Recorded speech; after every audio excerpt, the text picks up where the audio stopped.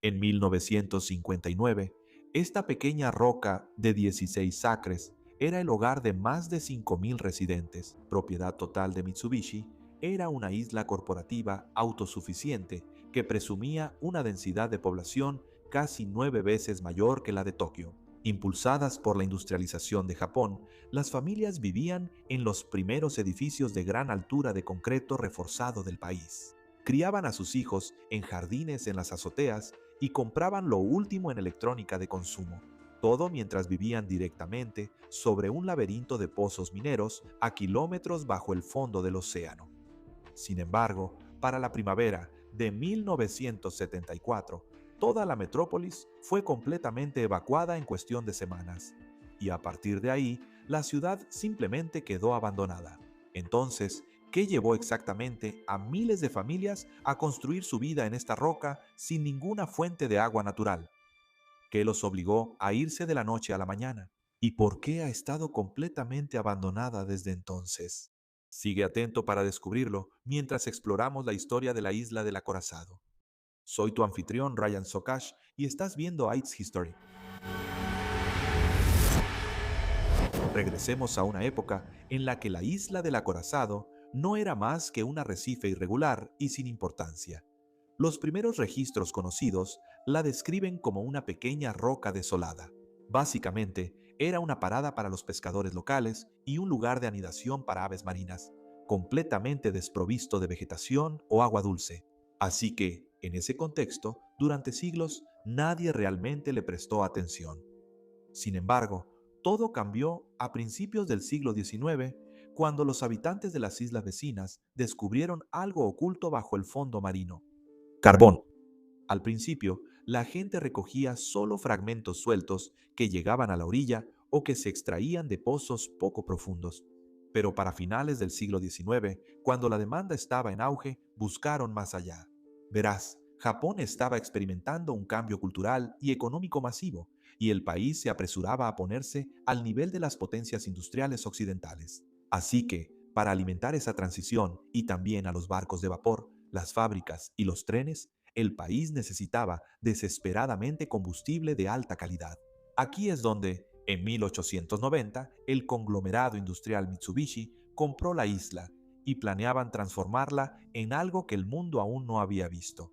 Y quiero enfatizar aquí que la realidad geológica fue un desafío enorme desde el principio, ya que, técnicamente hablando, el carbón realmente no estaba en la isla. Más bien, estaba en vetas verticales enterradas profundamente bajo el fondo del mar. Para acceder a eso, los ingenieros tuvieron que excavar pozos verticales directamente hacia abajo a través de la roca de la isla, y luego hacer túneles horizontales debajo del lecho marino. Y si eso suena loco, lo era. Los primeros pozos verticales importantes se conocían como pozo número 1 y 2, descendiendo más de 100 metros directamente en el subsuelo antes de ramificarse en un laberinto de pasillos bajo el océano. Las condiciones de trabajo en los primeros años eran notoriamente brutales. Las temperaturas rondaban los 30 grados Celsius con casi un 95% de humedad, y los mineros enfrentaban la amenaza constante de cosas como gases mortales, explosiones o inundaciones catastróficas causadas por el océano que estaba sobre la mina. A pesar de esos peligros extremos, los primeros pozos resultaron ser increíblemente exitosos. Encontraron carbón de alta calidad, que era muy valorado en las acerías cercanas. Considerando el éxito, el negocio prosperó y la fuerza laboral creció. Pero la expansión nunca fue fácil.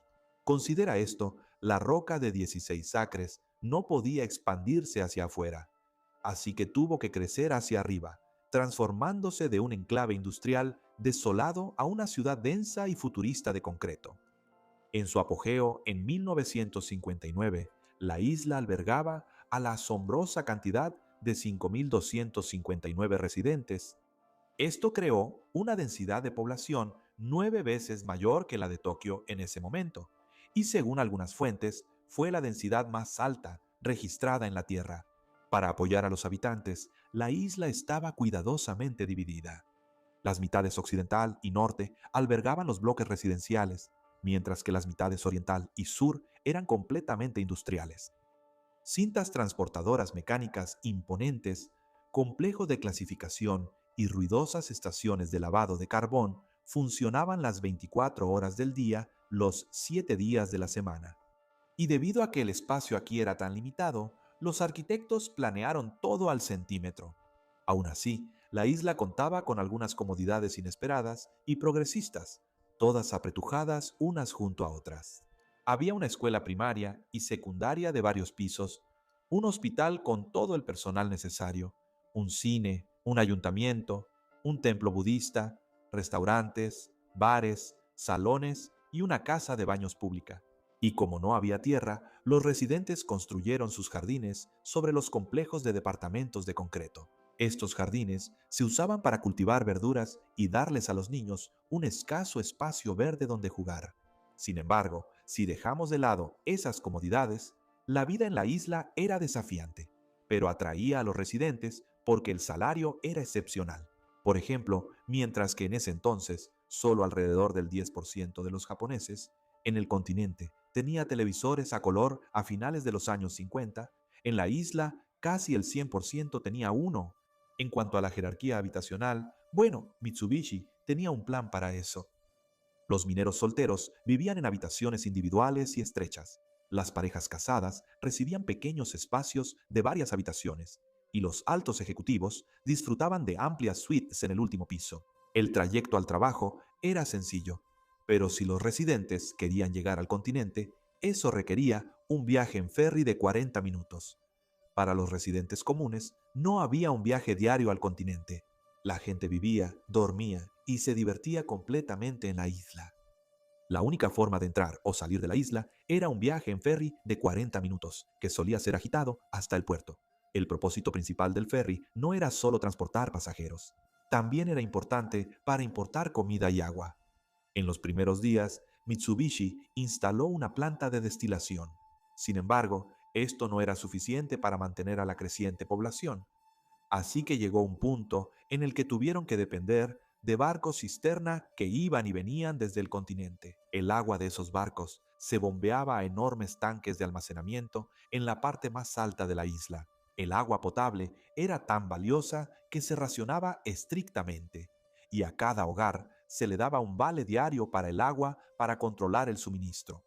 El punto de cambio para esto llegó en 1957 con la finalización de una tubería en el lecho marino, que entregaba aproximadamente 1.000 toneladas de agua potable al día. Con eso, por primera vez, los residentes ya no tenían que preocuparse de que los barcos retrasados causaran una crisis de agua. Aún así, incluso con la tubería, el agua potable se priorizaba solo para beber y cocinar. Para otras actividades diarias, como bañarse o llenar la alberca, se usaba agua de mar calentada. Para los años 60, la vida aquí estaba en auge. Todos tenían televisores a color, jardines en la azotea y tuberías modernas. Una situación que, digamos, fue buena mientras duró. A finales de los años 60, la caída fue repentina. Primero, un cambio nacional en la política energética acabó con la demanda de carbón. Cuando el gobierno inició una transición agresiva hacia el petróleo era más eficiente, más limpio y más barato de importar que sacar carbón de los peligrosos pozos verticales bajo el mar. Así que cuando se aprobó esa ley, las minas de carbón de todo el país estaban condenadas.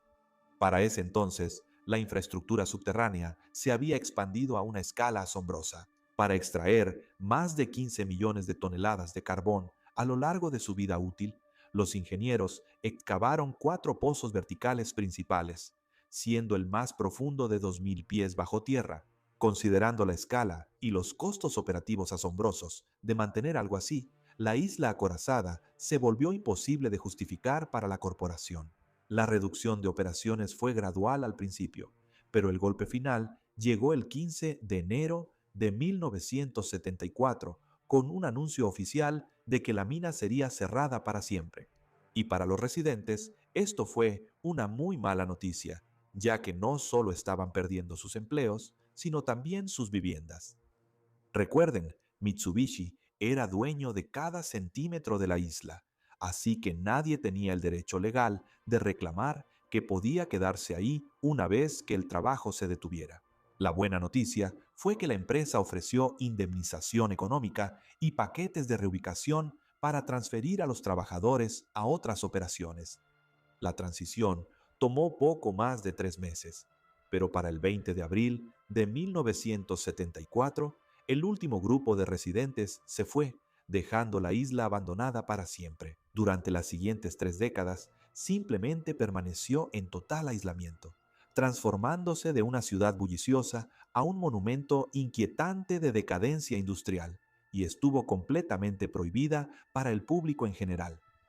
Sin el mantenimiento humano, la naturaleza comenzó a recuperar violentamente todo lo que quedaba. Fuertes tifones del Pacífico rompieron ventanas, derribaron paredes exteriores y provocaron el colapso de secciones enteras de las estructuras más antiguas. Al mismo tiempo, el agua salada rociaba los edificios, oxidando cualquier varilla de hierro expuesta desde adentro hacia afuera y haciendo que el concreto se desmoronara aún más. Y aunque estaba totalmente prohibido visitarlo, este inquietante y distópico horizonte comenzó a atraer a personas curiosas. De hecho, se convirtió en una especie de santo grial para los exploradores urbanos que querían fotografiarlo. Con eso, su reputación comenzó a crecer. Para 2000, Dos Mitsubishi transfirió voluntariamente la propiedad a Nagasaki, convirtiendo la isla industrial privada en un sitio histórico público. A su vez, reconociendo la creciente fascinación por la isla, las autoridades locales decidieron construir muelles seguros para botes y una red de pasarelas elevadas. Para el 22 de abril de 2009, la isla se abrió oficialmente a los turistas por primera vez en la historia. En 2015, la isla del Acorazado fue designada oficialmente como Patrimonio de la Humanidad por la UNESCO. Sin embargo, este estatus vino acompañado de una gran tensión internacional, ya que un aspecto de la historia de la isla es bastante difícil. Durante la Segunda Guerra Mundial, cientos de prisioneros de guerra fueron obligados a realizar trabajos brutales en las profundas y sofocantes minas submarinas, y muchos murieron allí. Así que, desde una perspectiva regional, no todos creen que la isla merezca una designación tan prestigiosa. De cualquier manera, la isla del Acorazado es una historia increíble. Realmente espero que les haya gustado. Espero que consideren suscribirse para apoyar el canal. De lo contrario, hasta la próxima, Ryan Sokash se despide.